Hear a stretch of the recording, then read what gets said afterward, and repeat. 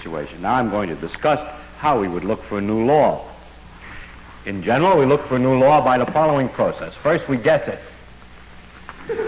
Then we well, don't laugh, that's really true. Then we compute the consequences of the guess to see what, if this is right, if this law that we guessed is right, we see what it would imply, and then we compare those computation results to nature, or we say compare to experiment or experience, compare it directly with observation to see if it works. If it disagrees with experiment, it's wrong. In that simple statement is the key to science.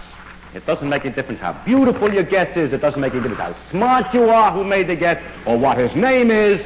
If it disagrees with experiment, it's wrong. That's all there is to it. It's therefore not unscientific to take a guess, although many people who are not in science think it is.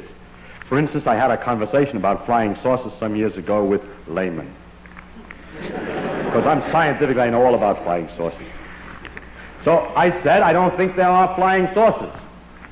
So my antagonist said, is it impossible that there are flying saucers? Can you prove that it's impossible? I said, no, I can't prove it's impossible. It's just very unlikely.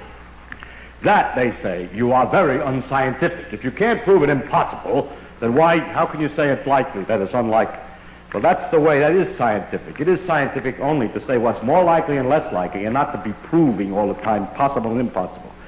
To define what I mean, I finally said to him, listen, I mean that from my knowledge of the world that I see around me, I think that it is much more likely that the reports of flying saucers are the result of the known irrational characteristics of terrestrial intelligence rather than the unknown rational efforts of extraterrestrial intelligence.